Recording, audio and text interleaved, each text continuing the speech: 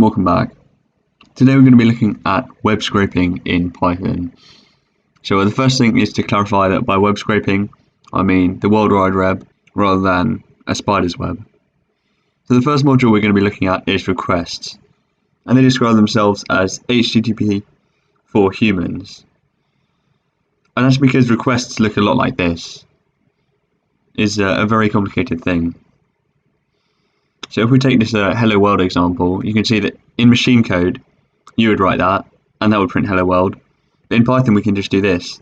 And that's one of the great things about Python, is that all this complex stuff we can do so simply. So the first thing we're going to do is install requests, and we'll use pip. So we type in pip install and then requests. And at the same time we're going to install BS4 because we'll be using that later. So I put both in the install box. And you can see that it says requirement already satisfied. So first we'll import requests. And then what we'll say is we'll say the result is request.get, and we're going to get goprogram.co.uk, which is my website. And you can see that it looks like this, but when we get it, it's not at all going to look like that.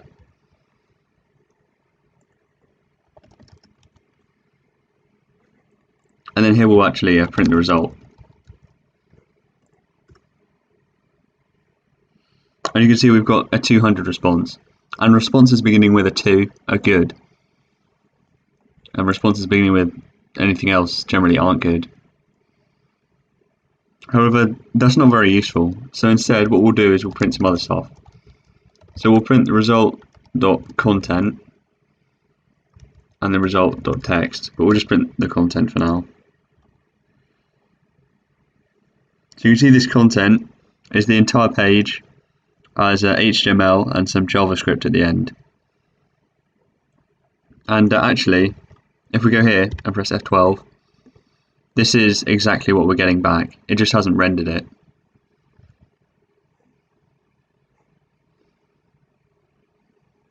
We also might want to print the results.text instead if the thing you're looking for is less HTML and more text based. And you can see this time it's kind of deleted some stuff, so we've got a lot more text. But if we want to go through that, we could use some complicated regular expressions or some fancy XML parsing, but there is a far easier way of doing it, and that is using Beautiful Soup. So why would we use Beautiful Soup? Well, they put it like this.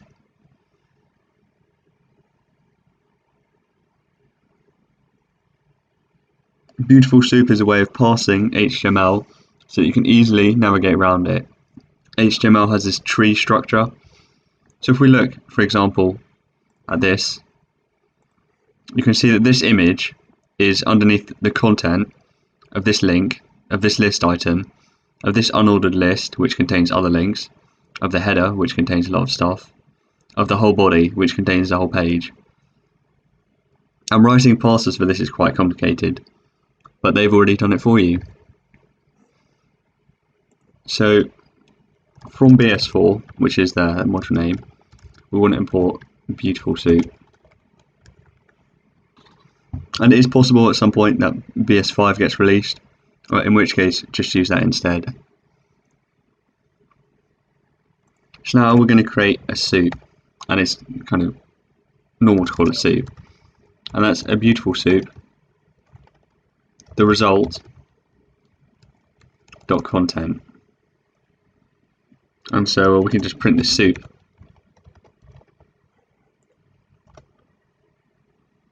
And you can see it's quite similar to above, not much has changed. But what's nice is if we change this, we can then print soup.prettify. And this will make the whole thing look nice, or in theory it should. And you can see it's a bit nicer. It's a bit like using the formatter in VS Code. It's not going to render it, but it's a bit easier to read. So we can see, for example, this CodeChef image is inside this link, which is inside this div, which has the icon in, which is inside the footer, and so on. And Another thing that's nice is we can find certain things. So we can use soup, and we can find all the A elements. So A stands for anchor tag, and that's basically a link. So you can see here we've got all these links. So here we've got an A element, and this is a link to CodeChef. But you notice generally some of these are in the header and some of these are in the footer. We might just want to find the ones in the header. So we can use soup.find header, and then it will find the header, and then from the header it will find all the links. And you can see some of the ones at the bottom have gone, and we've got fewer links. You'll also notice we've got this warning, which you can now see, and it says that we've got a warning, so we should probably do something about it. And we can just put this in as it says to here, and we should no longer get that warning.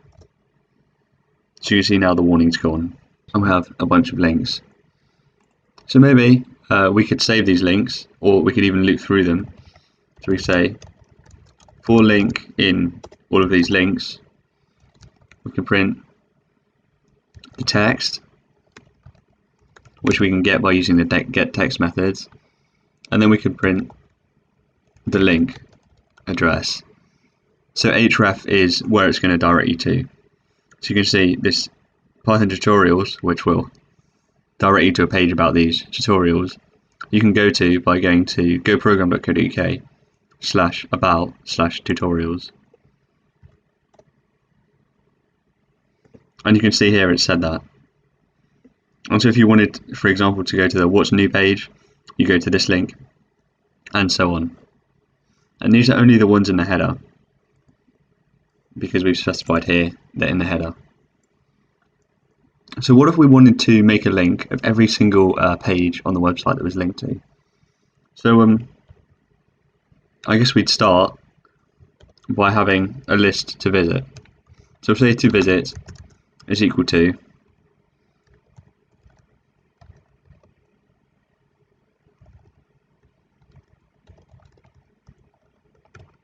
goprogram.co.uk. However, because we're not going to visit them in order, it might make sense to actually save them as a set. And this seems quite strange, but it's actually quicker, more efficient to use a set. Because the order doesn't matter, generally, I would recommend them over lists.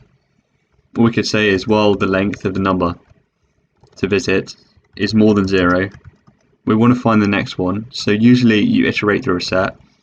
We can say that location is equal to the next, if we turn the set into an iterable.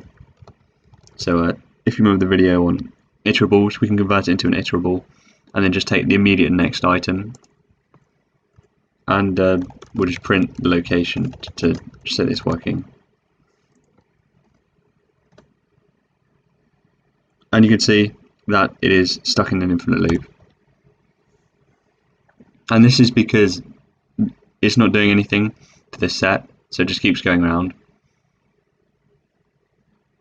So maybe at the end we want to say the ones we've got left to visit, we can discard location. And you can see now it just runs once. So we print the location, but now we should actually get the page. So we can use requests, and we can get the location. This will be our result. So then we want to use this code from here, where we create a soup, and then we're going to loop through all the links, and this time we're not specifying it there in the header, because all the pages actually have the same header, so this will be pretty useless. And then for each link we want to get the href, which is link.get href, and then we want to say to visit dot update, and we want to add in the href.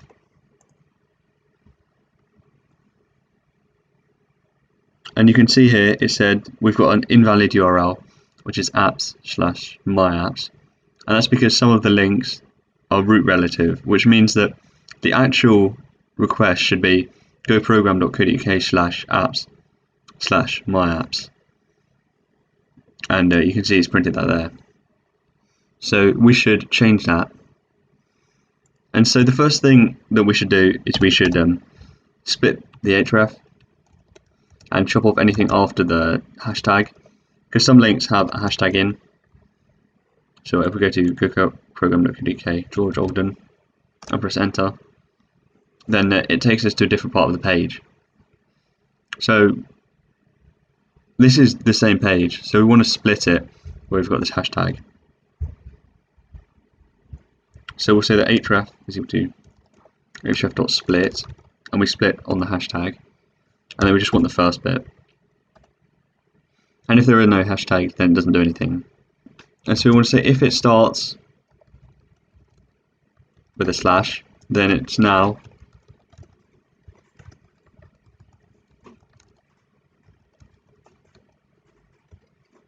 plus the href.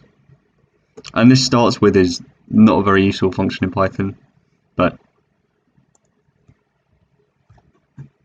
because you could write something to do it yourself, but it's a nice one to know and it's quite user friendly. And otherwise, if it doesn't start with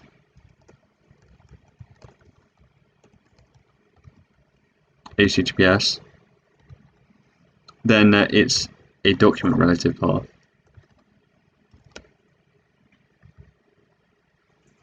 So one example is if we go to the AI section and we look at this link down here, you can see that it just says classifier, and that will take us to artificial intelligence / classifier. So in that case, we want to say that it's equal to /.join, and then the current location, and then we split it based on the slash. We then take everything up to the end, and then we add a slash and the href. So to kind of illustrate that here, what we're doing is we're splitting it where all the slashes are. So it will become HTTPS break goprogram.co.uk break artificial intelligence break, and then we want to rejoin everything back together with a slash, but we want to discard the last one. So in this case there's nothing there, but if this for example said dinosaurs, then it would get rid of it, and then from there we would put the classifier on the end.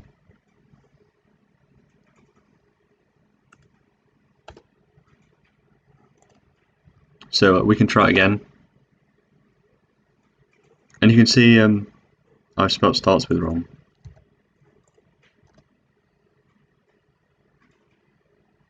So you can now see that we've got none type has no attribute split, and so there are some that will have no href. So what we want to do is say that if the href is none, then we ignore it and continue. However, you can see now it's kind of going around in a loop, and that's because while we're deleting the stuff from what we visited, we're not adding anything into what we have visited. So what we'll do is we'll say that we'll have a valid, which is a set, and a visited, which again is a set, and we'll get the location, and then at the end, if we get this far, then if we have not visited, then we take toVisit and we update it with the href. And if it's already in, then it doesn't add it a second time because it's set, so you don't have to worry.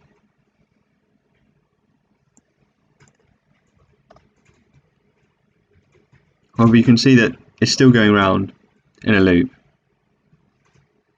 and that's because we're not updating the visited, which we just do here.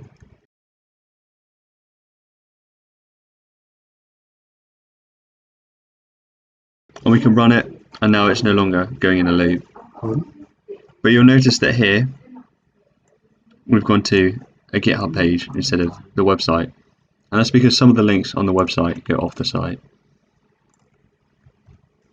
So what we can do is we can say that if goprogram.co.uk, this needs to be in the result.url, and then here we'll say that's valid, so valid.update location. And at the end we want to print all the valid ones. And you can see it's going through.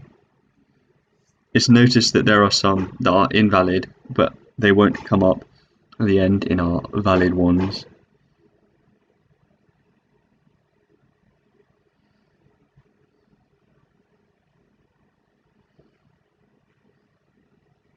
And you might think maybe it's slightly more efficient if here we put this line beforehand so we don't request it. And we could do that, but this takes into account that some of the URLs will redirect off-site. And you'll see at the end we've managed to print out all the links on the page, on all the pages which link to each other, and that's been really good. And you might wonder why you might use this, but it's great, for example, if you want to download loads of test data for something. Lots of programs that need a lot of data, for example, if you want to train some kind of language model to understand English, you might want to scrape hundreds of websites, and you can do that using this. Links again are great. Maybe you want to go to a page that acts as a directory and then go from that directory to loads of other pages. You can also do stuff like add headers, so requests and Beautiful Soup work together as a really flexible module. The one limitation is that you can't interact with the page, but maybe we'll look at that in the future. So hopefully you've enjoyed this video, and I'll see you again same time next week. Till then.